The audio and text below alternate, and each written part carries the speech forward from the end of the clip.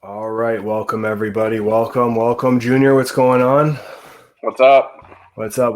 Okay, everybody, thank you for joining us here live for the Raptors season review. This season is in the bag, and we are going to talk about that.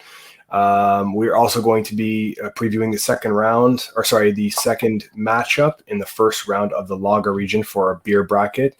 So, Junior, are you ready? Let's go. Okay, Junior, why don't you tell us about the first beer for today and the ranking, please? So, the number one seed in the Lager region, we have Peroni, Nastro Azzurro. So, there's two pretty main beers that come out of Italy, this being one and the other being Moretti, both very quality beers. And it is going up against the 8th seed, TsingTao. TsingTao is a Chinese beer.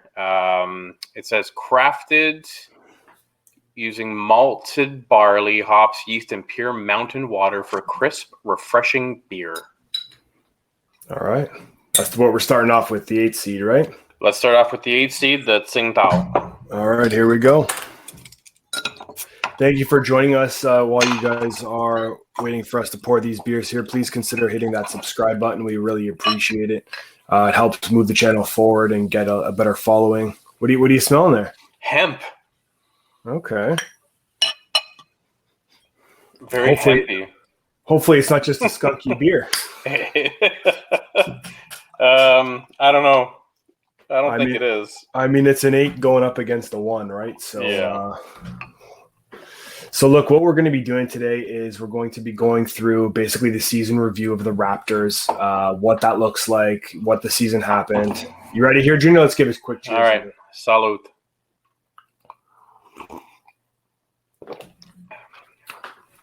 Okay. So it's got a flavor. Yeah. That's not horrible. Yeah, exactly. It's a good one to start off with. We'll finish off with a nice Peroni. It's an expected 8 seed. Okay, so Junior, we have Tampa Bay up here on the first piece of the agenda, and really the main part of that is we want to talk about basically what that looked like and basically what the season has looked like for the Raptors. They're 27 and 43, 12th seed in the Eastern Conference.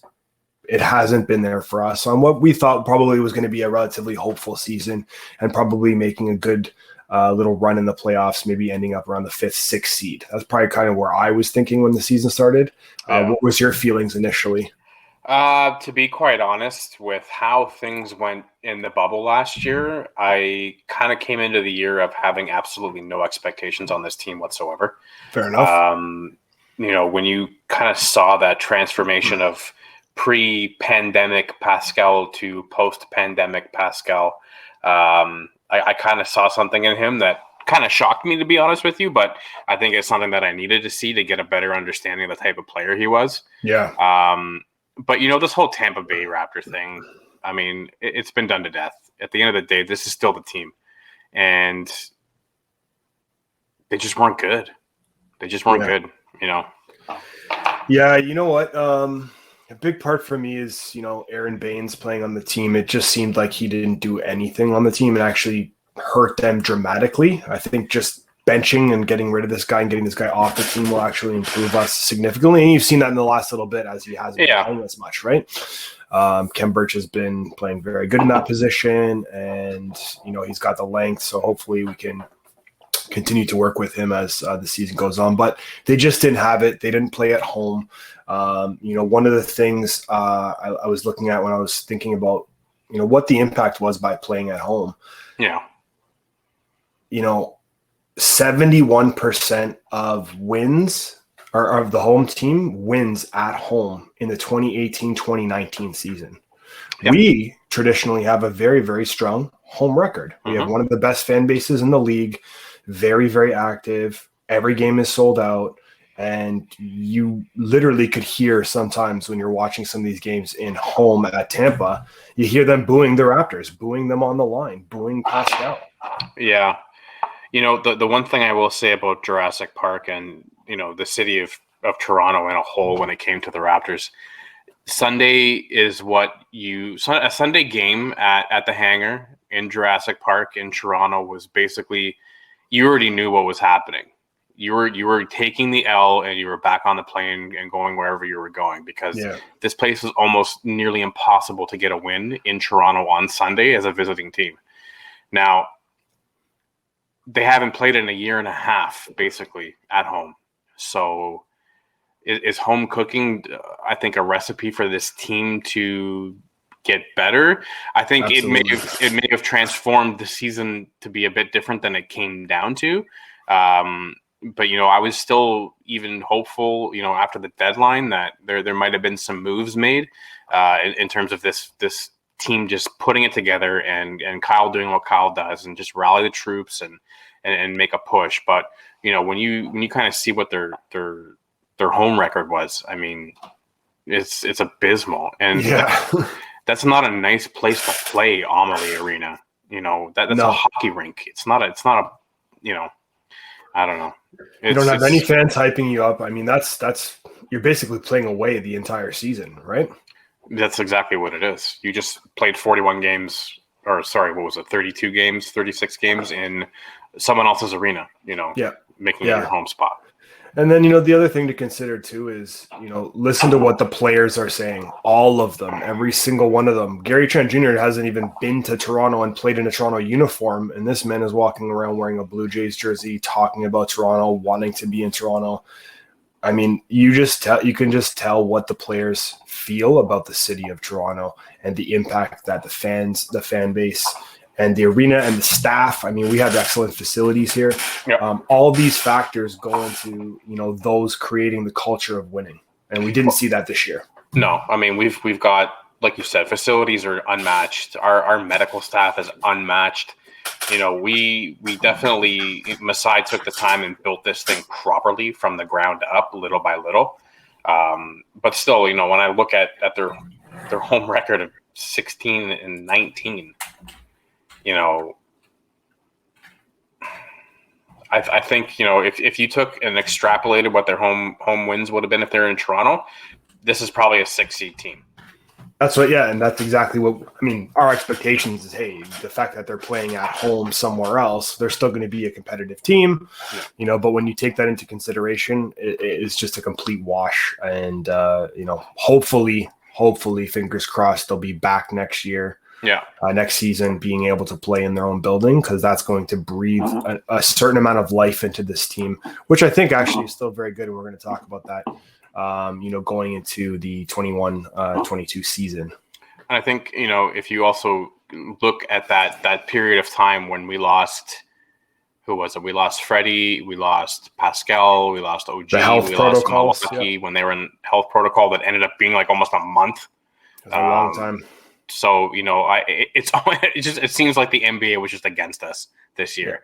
We just couldn't catch a break. The calls, the calls are the calls. The refs are the refs. There's nothing you can really do about that. But, it is what it is. So, okay. So maybe we'll put a pin in Tampa Bay. Hopefully we never have to mention them in association with the Raptors again. Yeah.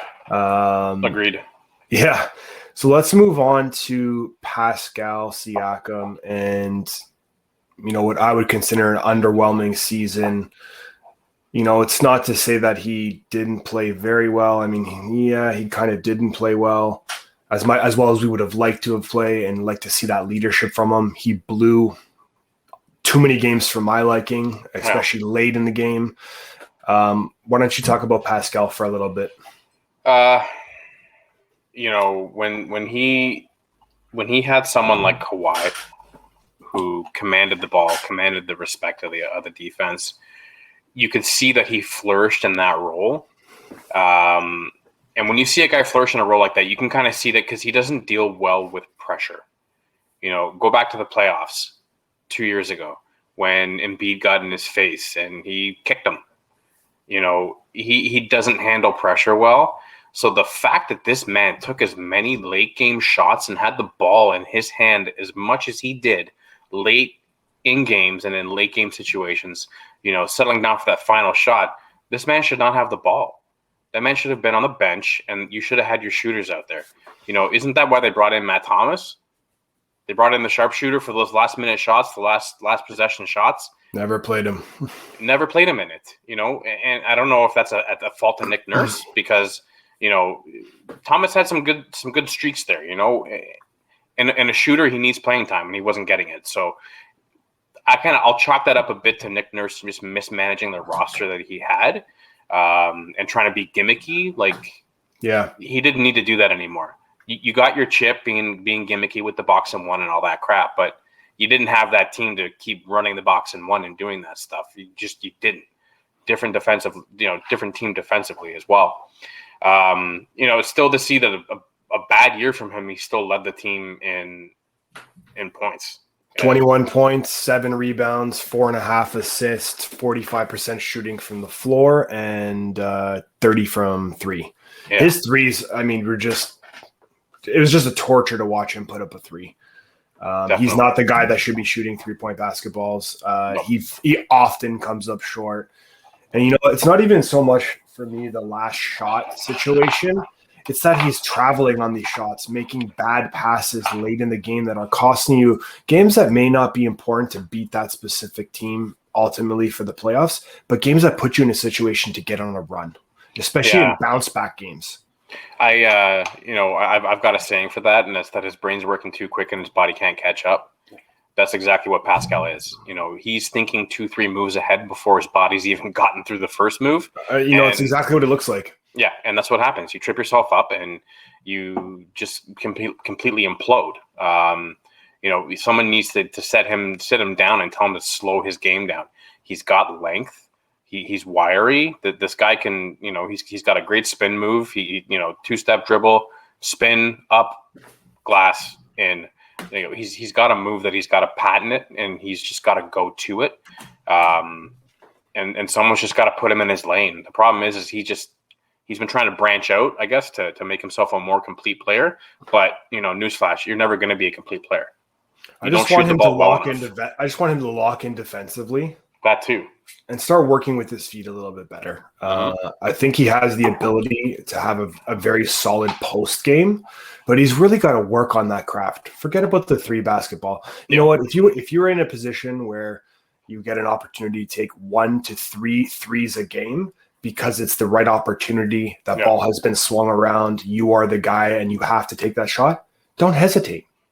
Take the shot. The problem is he's hesitating. He's looking to pass. He's looking to do this, and then he puts up, a ball that hits the front of the rim. It's just not going to fly for me next season. And he's getting contested. That's the problem. It's like when he gets the ball and it's in his hand, he thinks too fast. But when he doesn't have the ball, he actually slows his game down. But the minute the ball touches his hand, he starts second guessing what he's doing, and he starts thinking too far ahead. And that's what the problem is. Growing up in basketball, you're always told by your coach, if you're the swing man and that ball comes to you, do not think about passing the ball again. You're the open shot. You're the end. Put it up. Yeah. Put it up. And that's it. And he doesn't do it. He'll try and dribble it around and look into the post. Like, no, take the shot and go after a rebound every once in a while on the offensive glass. Averaging 1.2 a game. Come on. The other thing, I don't really think he's a threat to other defenders. I don't think they find him to be a threat. I don't think they're worried to play him, with the body. I don't think they're, concerned about, matching up against him at all. No. And I think he's starting to see that, and that's good. That's breaking his confidence a little. So I'm hoping that we can just get this team back to Toronto. I think he will play better here. I think maybe the emergence of Fred and OG are going to change the dynamic of this team a little bit, and we still have the off season, but we will get to that in the second half of this show. Let's put a pin in Pascal for now, if you're okay. Yeah. And let's move on to OG. So I know you're not his biggest fan. I'm a big fan of him. I like people with personality. So OG is more of a quiet person, which is totally fine. Brit. I really appreciate his game, and I appreciate the fact that he's continued to get better every single season, including this season. When looking at some of the stuff that he does on both ends of the court, more so on the defensive end of the court, looking at some of his stats, he's actually positioned as the most versatile defender in this league. Mm-hmm. His position versatility is 92.2, and that's at the highest of the league. He's able to defend all 5 positions of the basketball on the basketball court. He can go from matching up against Jokic to matching up against any other player in the league, and he will continue to lock you up. So what do you think about OG? I'm going to tell you that I have been a massive fan of his ever since we drafted him. I like defensive first players.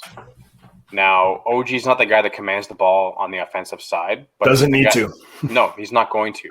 But he also doesn't hesitate to take the shot, which I also like as well, because he notices what's going on the floor about too many guys thinking about what to do, and he just takes the shot. And, he's been hitting it a little more frequently this year, that corner 3, so that's obviously a big help. Yep. But this is the guy who chases down your errant pass that gets picked off, and he just so much hustle, so much heart. He's like a skinny Kawhi Leonard who is, again, is still robotic like Kawhi is. Yep. But I like him, and I think his minutes need to go up. I think he has to be an integral part of this team. Obviously, I think he was averaging about 15 and a half minutes this year. For a guy like him, that's low. Yeah. 16 points, 5.5 rebounds, and he shot 40% from 3. In 15 and a half minutes a game.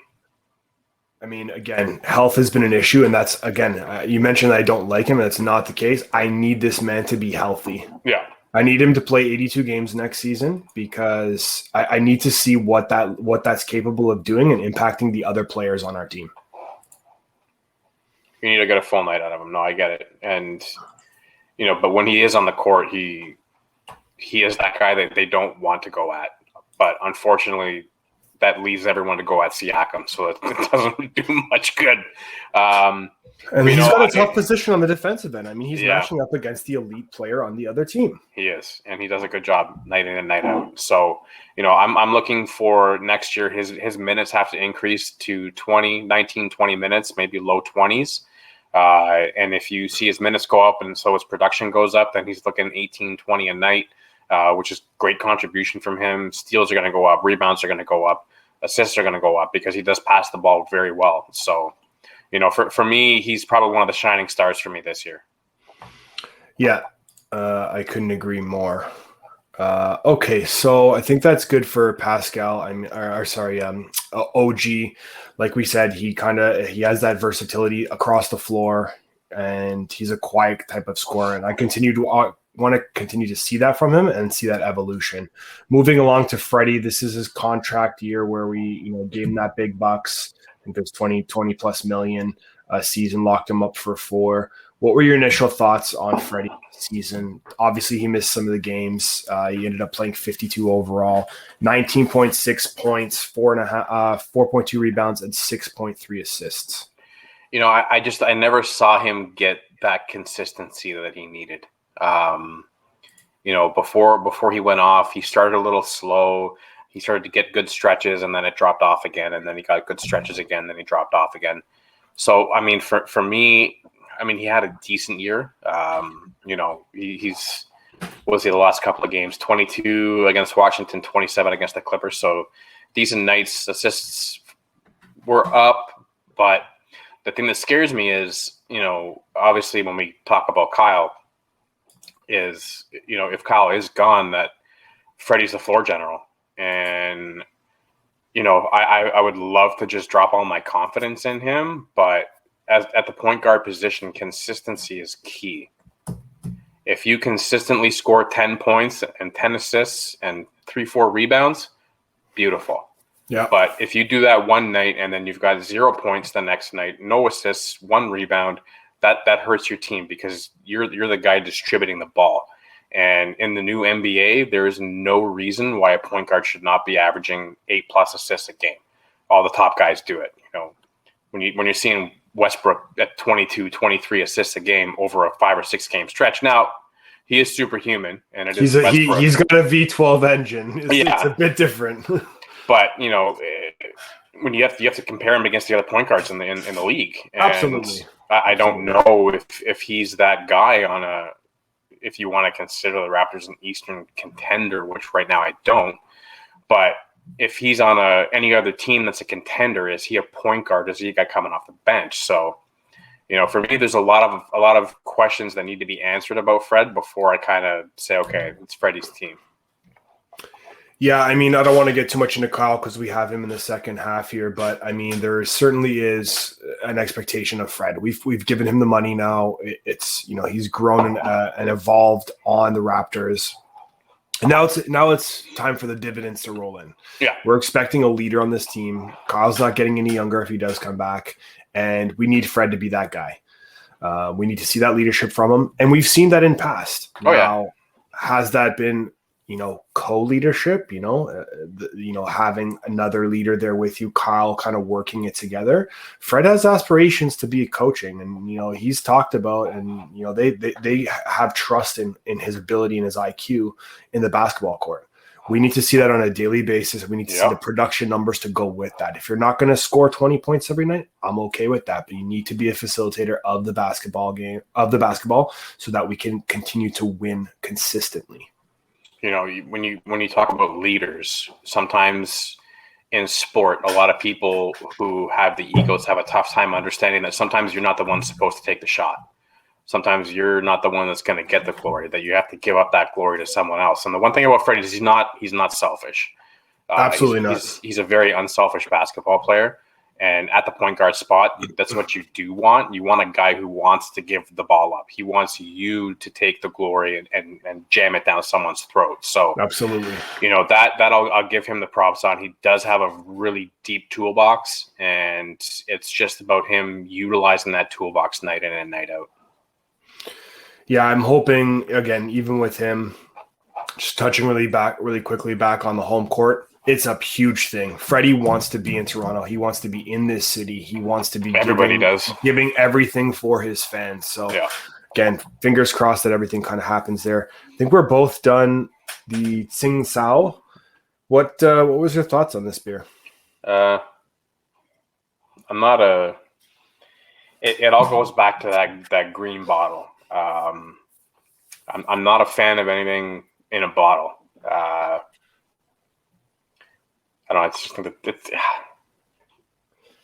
think this is going to be an easy win for me. Yeah, I mean, I think we both are fans of Peroni, so let's switch over here and then talk about Peroni for a second.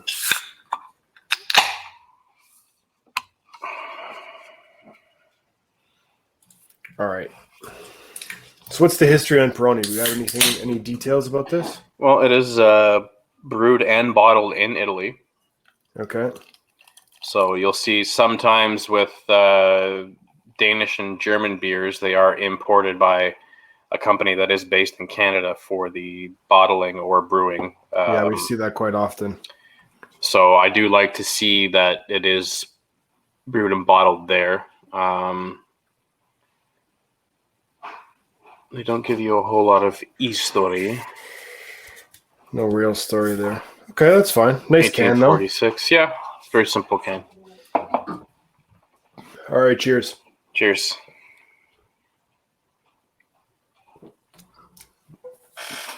Oh, yeah. That's a beer. Yeah, it's got a nice flavor. Okay, we are going to look at the rookies. So Malachi Flynn played a lot in the 905. He was able to get some time with the Raptors, which was very, very important for me. I liked him as a pick by the Raptors.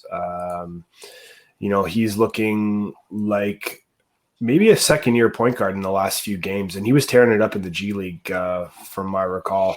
Oh yeah, big time. Yeah, Player of the week, like steady.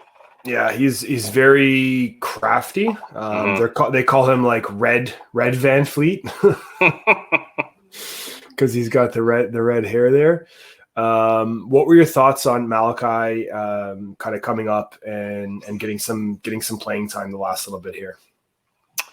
I think it's good to kind of see what we can maybe expect.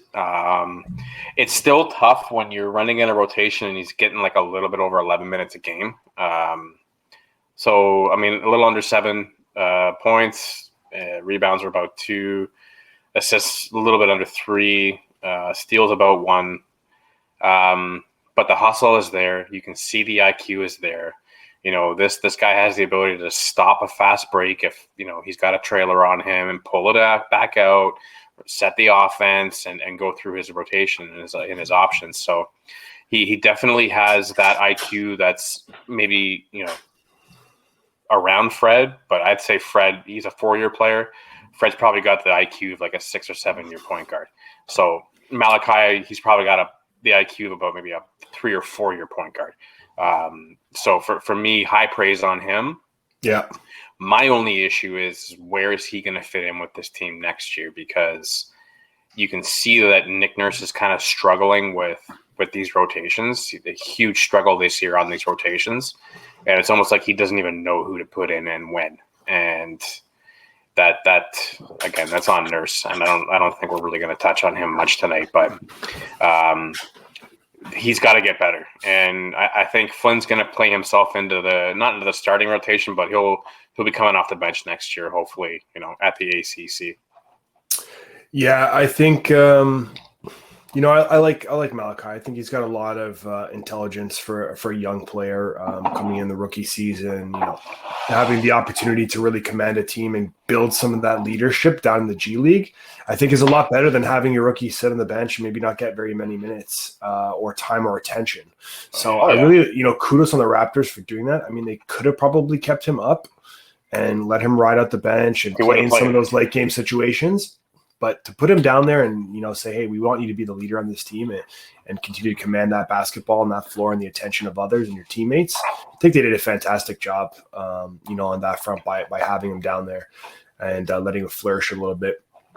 Great to see him come up. I think he had a really significant impact when he was playing in some of those games.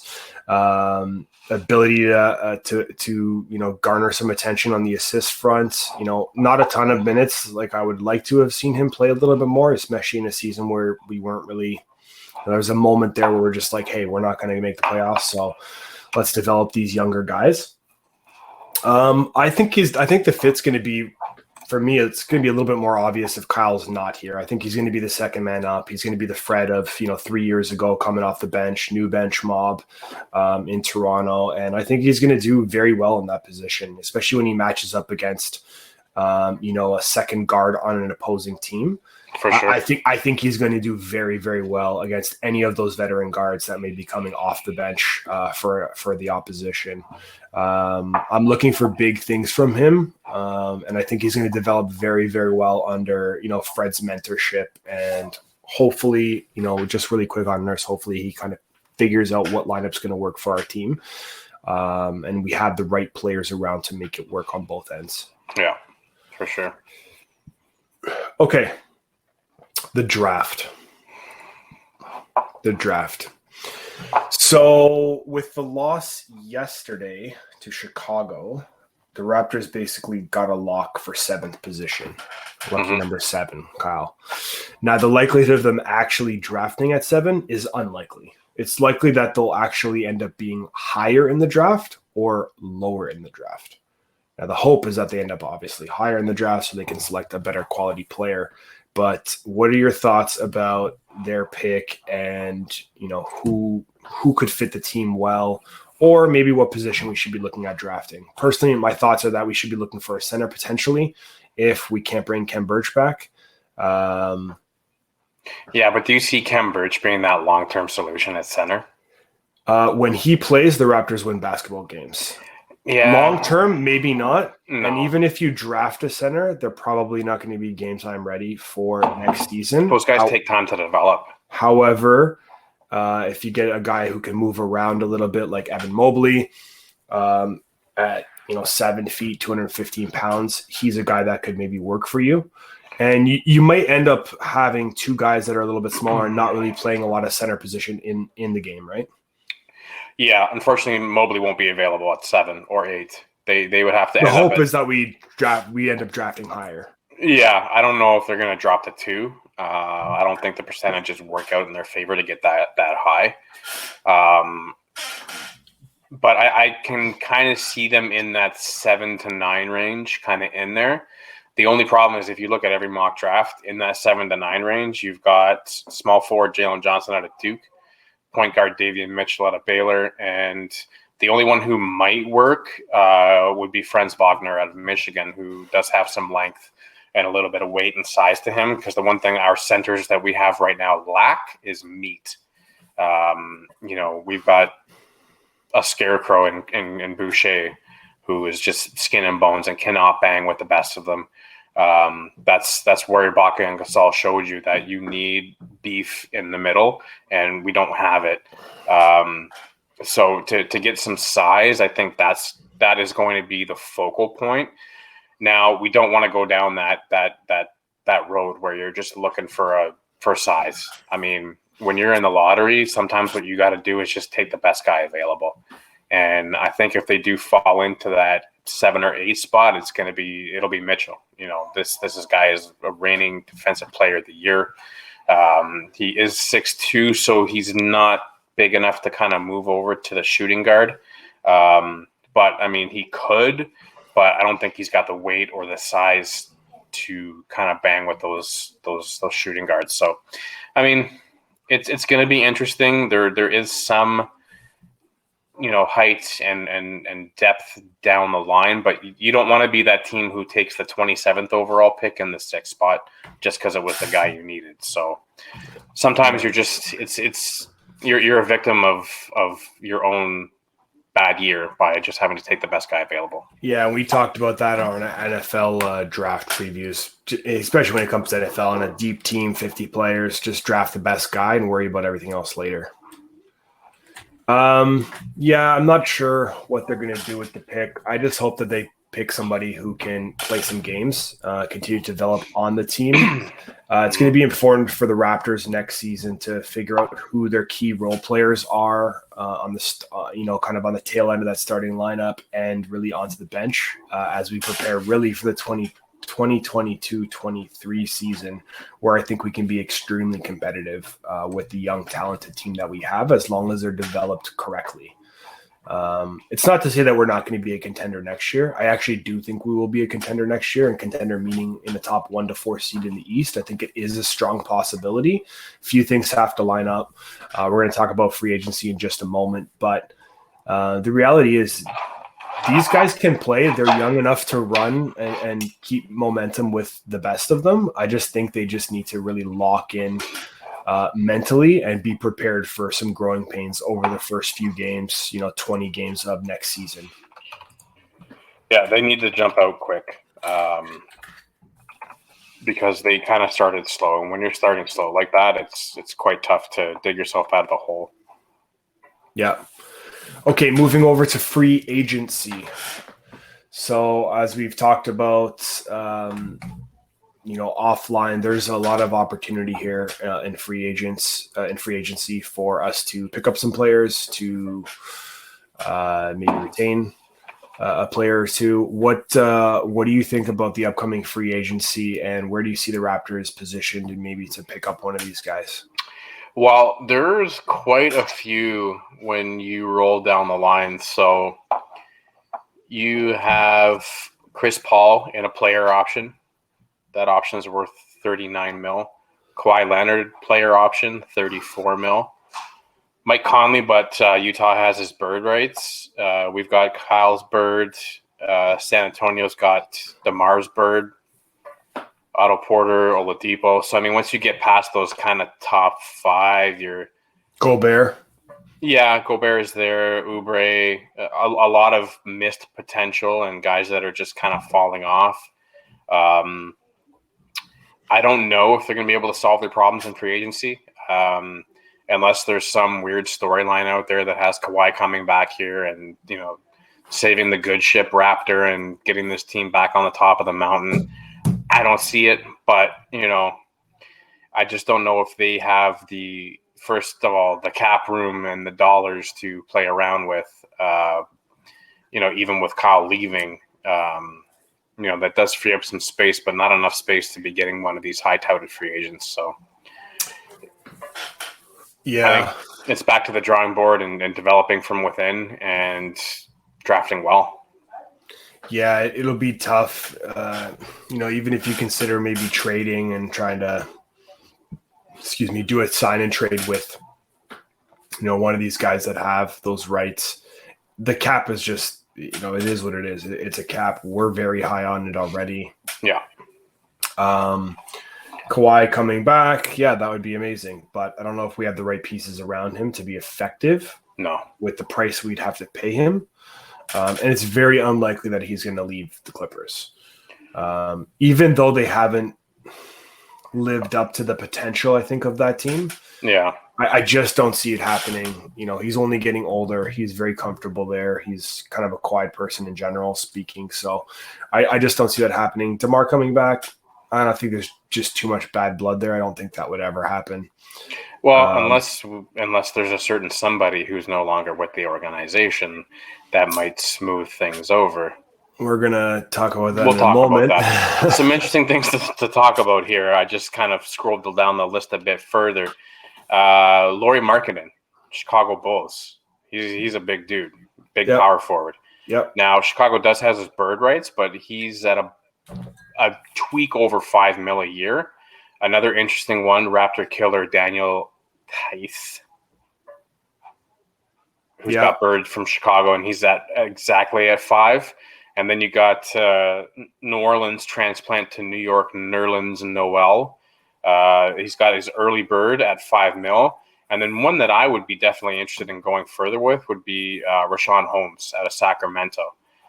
27 years old. This is his early bird, and he's at a cap of about 4.8, which for a guy of his size and potential talent, I think might be a really good fit for the Raptors kind of system and the way they play.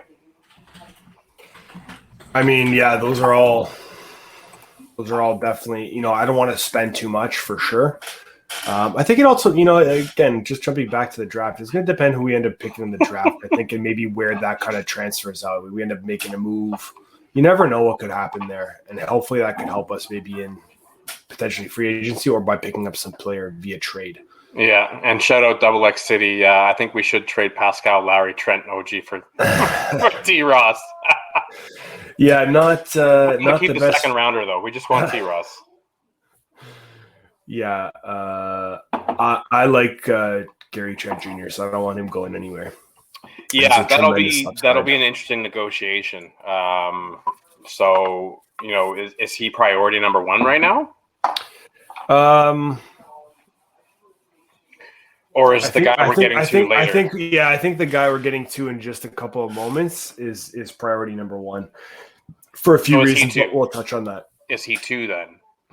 I think Gary Trent Jr. is a must bring back. We need to lock this guy up. We need to make sure that he gets the money that he deserves and he's comfortable. I like his commitment to the city of Toronto, and the guy hasn't even played a single game here in a uniform. That has to be respected. He has the ability to command a basketball game, which we've seen.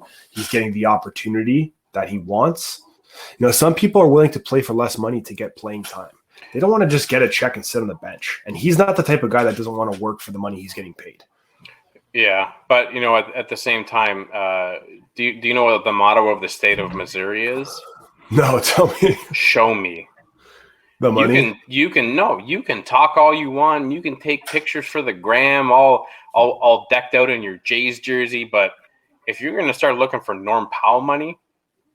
He put up some very impressive games. Yeah, you did, but we gave up a guy in Norm Powell who was going to command $19 to $20 million on the open market. If this dude's trying to sweep in and pick up the Norm crumbs, I'm not saying that money. That money's too much. I'm not willing to give him that much money. I go probably up to 12 at the absolute maximum, depending on what he's coming off of is. He's coming off of a deal that paid him $3 million for the entire contract. This is the NBA. Oh my God! There's scrubs that make worse than 12. There's players that are way worse than he is that probably get paid a lot more money. Yeah, but okay, Mike Conley gets paid $33 million a year. Mike Conley's an all-star. Come on, don't be hating on Mike Conley. That was one of the worst contracts in NBA. I don't get me started on Pascal I'm not. because I won't. I can't even tell you how bad that contract was. He did not deserve. Listen, when you have Kawhi Leonard, Marcus Gasol, Serge Ibaka, these are guys who know how to play basketball. Yeah. And you have those guys on the floor. You got Kyle Lowry. You have all-stars that are all available there. They're all very, very strong basketball players with extremely high IQ. You could make me look good out there. So that contract that they gave Pascal was absolutely terrible. Oh, that was $32.5 million is unreal. Should have never did that. He had another year. We could have paid him $2 million, and he would have matched any offer after, which would not have been anywhere near $32.5 million, and we'd have $15 million more to pay somebody else. This just goes back to I call it Raptor eyes. Because everyone from this team just thinks that management is wholeheartedly just the greatest, right? Look at our draft history. The history of this franchise since we started at the Dirty Sky Dome with the big red carpets and the velvet velour drapes that were hanging around in the Sky Dome to block the. I got the game 1 ticket upstairs. I was there. I ate the $2 hot dogs. They were horrible. But I'm going to tell you, this team is not drafted well. They have not drafted well. Historically, they've made a lot of mistakes on draft night. On the trade market, don't even get me started on there. There have been trades that they just pooched 2 ways to Sunday. And this is just another obvious blow up that Pascal shouldn't have got that money. No way should he have got that money. Do I even think Fred should have got that money? Why? Because you were worried that he was going to go to New York, so you gave him that money? Did he earn it? Why? Because he locked up Steph in one series? I don't know. I digress. We were in that championship mentality where it's Oprah's show. You get a car, you get a car. And that's not how. Listen, the one thing that you can say about the NBA and general sports in America is that they are run like business. That's it. When you look at the evolution of soccer / football in Europe, it's always been run as a sport. Now, there's a lot of money involved because there's a lot of money spent on it. Yeah. And over here, these leagues, these teams, they're all run like businesses. So is it a smart business move to give a huge chunk of your cap to a guy who's unproven? I like Fred. I think actually he could have commanded more money on the free agent market. I was talking more about Pascal. Pascal, fine. They should have wrote out the rest of that contract rather than renegotiate. It's really simple stuff. But anyways, I don't want to get in more to that because I start getting extremely heated on that topic. Yeah. He's killing our cap. Masai. How important is it to bring Masai back? Is it important? Do you think that it's time for us to move on from Masai? Do you think maybe Masai thinks it's time to move on from the Raptors? There's been interest and rumors about Washington for several years now. Yeah, but you know that old saying, where there's smoke, there's fire. I think it's just people in Washington planting stories. You know, the one thing that I can say about Masai, when it came to negotiating his contracts here, he did it in the interest of staying with the team. Now, I don't know if I think the reason why he hasn't been so vocal about it is that I think he's maybe getting that feeling that management doesn't feel it's the time for him to stay here anymore. I think kind of like you look at the upper echelon of the Rogers conglomerate that owns this team. Maybe they want to move on from him because he's probably one of the highest paid execs in the league. Everyone kind of sees his tactics coming from a mile away, and he's not fleecing people anymore in trades.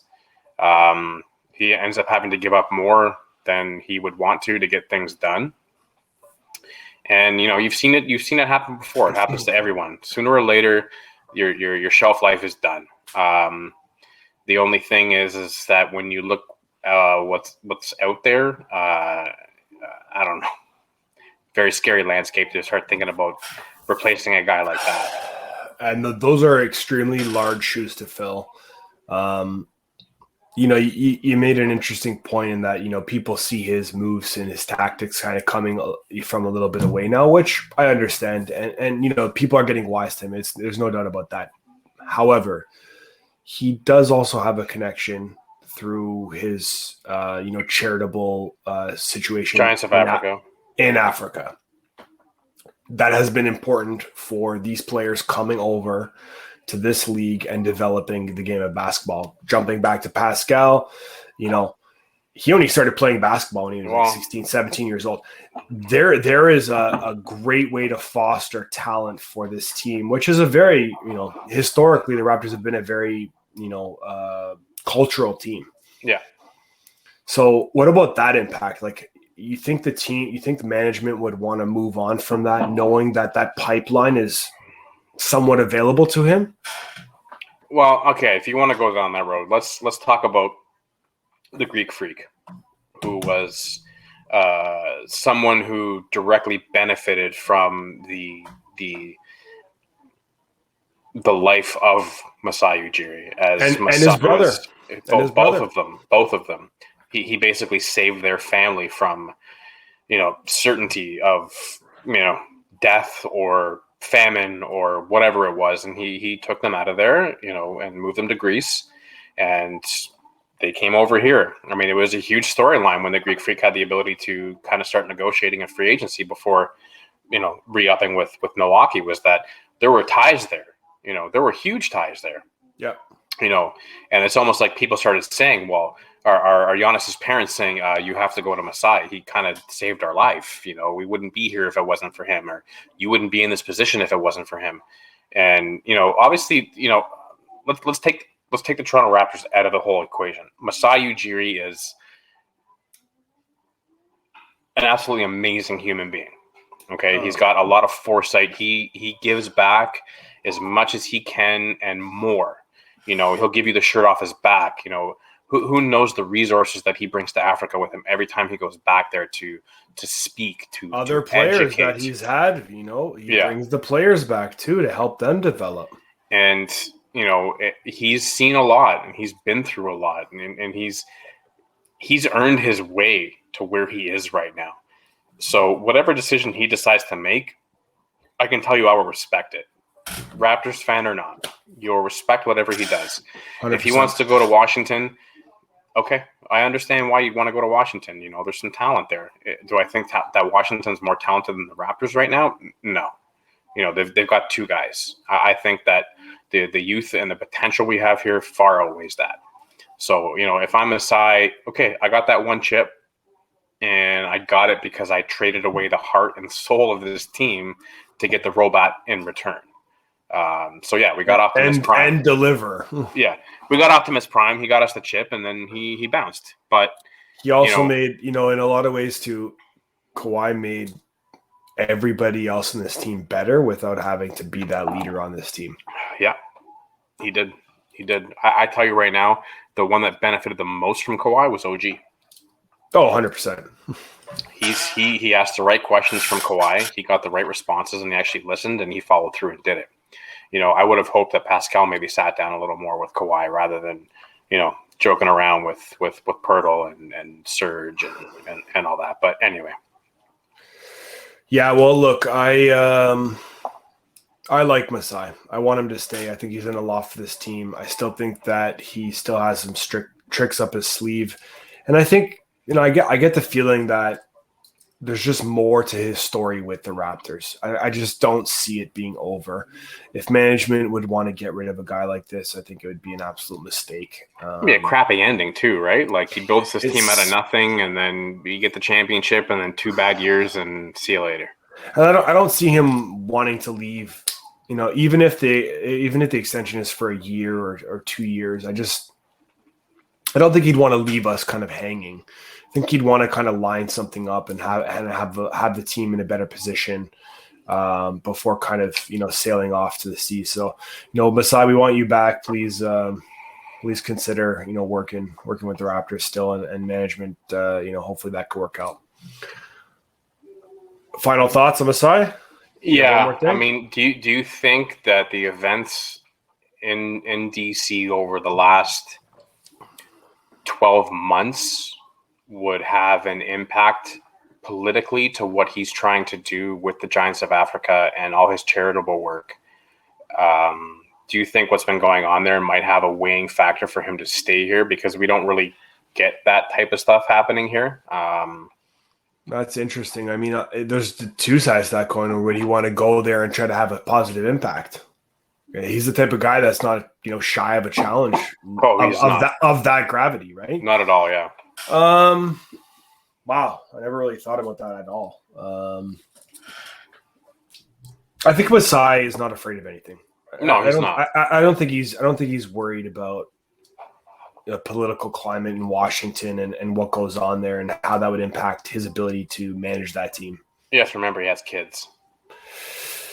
He does, but he's got good money where he can put them in a very affluent area where political unrest and mob mentality can do more damage to a father's psyche than anything else can. So just it's as a father speaking, like if that was a choice for me, I'd go, nope, I ain't moving to Washington. I just don't feel, again, that's kind of like, is Washington the space? I mean, this man could probably walk into a job over at the New York Knicks if he wanted. He could, yeah. He could probably go wherever he wants to go. If he could probably make some calls. Yeah, he could probably make some calls and say, hey, I want to work here. I want to go there. He'll have a job in 10 minutes. So yeah, I don't think that's going to be a problem for him. I'm not concerned about his ability to be as flexible as possible where he wants to go. I think he has enough respect in the league where he can move where he wants to move. Yeah. I just don't think this story is done for him. Okay. Kyle Lowry, the greatest Raptor of all time. Can't say enough good things about this guy. He's up off his contract. Junior, is he going to stay? Is he going to go? What would you like to see from the Raptors? When he leaves this team, I want to see him leave for the front office or the coaching staff. I don't want to see him go somewhere else and play. When I look at DeMar, I think DeMar hurt for about 6 months until you saw how good this team was doing without him. But I think with Kyle, it'll be a bit different because of the leadership that he brings, the hustle he brings, the heart that he brings, the fact that he wears this city on his sleeve. And he has repped Toronto ever since Masai got him here. Yep. And I don't want to see him play. I mean, okay, if he gets to play in Philly for that year, it's going to be like, okay, it's another Kawhi situation, and Philly gets better and they win a ring, and then no, I think, for me, I think Kyle said it. He's very comfortable here. I think his family's comfortable here. I think they like living here. They haven't lived here in 18 months, but I'm sure once they're back here, things will be back to normal for them. Yeah. He did sell his house. He did. But I mean, he's got enough coin to buy another one anyway. Absolutely. So for me, I'm hoping he stays and finishes his career here so we can hang that jersey in the rafters, retire that number, and, get him to be the next head coach of the team. That's my feeling. Yeah, no, I can't say enough good things about Lowry. I mean, Kyle is the guy who he's the glue that holds this team together. And when this team is going sideways or a game's not going their way, Kyle's the guy who puts his body on the line. I mean, There's a reason this guy has, historically over the last few years, he's in the top 1 to 3 spots for defensive, taking charges on this team. He knows how to play the game of basketball. His intelligence is through the roof in terms of IQ and basketball IQ. And, he is the leader of this team. He's the best leader this Raptor team has ever seen. He keeps himself composed and poised. He was, there's moments where he has those games where things just aren't clicking, but he doesn't give up. No, he's a dog in this league. And, to not see him on the All-Star team this year, I understand. It was a little bit challenging for me to accept, but, Kyle Lowry is a guy who can command the attention of any player in the league. Yeah. He needs to be respected and feared because if he wants to, he can get a bucket. And if he wants to, he can get a foul on you, no problem. He can take that defensive charge. His defensive ability and his footwork is unmatched. He's the king of the transition three. I need this man to stay in Toronto. I don't want to pay him too much. I'm sorry, Kyle. I know you want probably $20 million at least. We need to be in the $18 million, $15 million range. We need a little Raptor, Raptor hometown discount. Little hometown discount, please, because we want you here. We want to keep you here. We want to retire that jersey and want you to stay with this organization to the end of your career. The last time you dribbled that basketball, and we owe it to you to make that happen for you. So we want to meet you in the middle and make it happen. But I think he definitely needs to stay on this team. We like him. I don't want to see him do one of these things where he goes to Philly and they don't win a championship. The only thing that I could accept, and I'll accept really anything from Kyle, whatever he wants to do, he deserves it. He's earned that right as a basketball player and definitely as a Raptor. If he goes somewhere where he's guaranteed to win a championship and put him in a better position. Yeah. If he's put in a better position to win another ring and become a Hall of Famer, I will accept it. Yeah. It'll be a little hard for me to, a tough pill to swallow, but I will accept that in the idea that he is still going to be the greatest Raptor of all time, but now he's also going to be a Hall of Famer. Mm-hmm. So that's really the two sides. I want to see him win a ring and become a Hall of Famer, or I want to see him stay with the Raptors and finish his career here. I mean, potentially that could be the first Raptors jersey ever retired in the Hall of Fame. If I think about it, yeah. Yeah, because, would they consider retiring Vince? No. Unlikely. And I don't think his jersey would. I don't know if Vince would qualify for a Hall of Fame, but we'll see. Don't know. I mean, there's that staple list of things you need to cross off, and championship's not one of them. But impact to the game, I think when he left here, he had about 2 good years in New Jersey, maybe 3 good years in New Jersey, and then after that, it was just like they weren't better than almost any of his years here. No, I would say, those Raptor teams with him, Oakley, Davis, with Muggsy at the point, those were some tough teams. Those different were some era. Tough teams. Very different era, but those were some tough teams. And, any team he played on afterwards, I don't think would have had anywhere near the snuff against that team. So I don't know. For me, he's not a Hall of Famer. Yeah, we'll have to see what the jury says on that. I'm not there with it either, but I appreciate Vince. 100%. There was moments where I was not happy with him and some of the statements he made, but that's fine. Just capping off Lowry here. Greatest Raptor of all time. There's no doubt about it. Number 7, this will be retired in the Raptors, regardless of whether he stays or goes. He will get his jersey retired and a statue, and he deserves it. So thank you, Kyle, for all. Is the statue of him taking a charge or him shooting a 3? I like the charge. It's a defensive first mentality with him. His IQ is just so high on the defensive end. Yeah. He knows how to lead a team, and he's the greatest leader. So I think you lead by putting your body on the line, especially in today's game, in the game of basketball. And he's not a big guy. No, he's a smaller guy, and he's taking these charges from some much, much bigger players. So always bigger guys. Hats off to you, Kyle. We love you. We appreciate you, and you are the greatest Raptor of all time, regardless of what you do in the off season. So that puts a pin in the Raptors season review for us. We're going to just talk quickly about the Peroni that we had today versus the TsingTao. Yeah. This is an easy one for me, Junior. Peroni all the way. It is a quality, very, very high quality beer. Italian. I love it. It's delicious. I drink this beer on the regular as well, so it's not even close. I'm just going to slowly move my can up to see if it might be an upset. No. Yeah, no. So the 1 seed moves on in the lager division, or the lager region. Pardon my friend. So that is going through. Continue to watch us and follow us on our channel. Please hit that subscribe button. It does help to grow this channel and continue to push out the content that you want. Please comment and like below. Apologize for any technical difficulties that we had today. but you just never know with the world that's going on with us. So for everybody here at Offside Under Bounds, we thank you for watching. We appreciate your attention and feedback. And I'm Adam. I'm Junior. See ya real soon.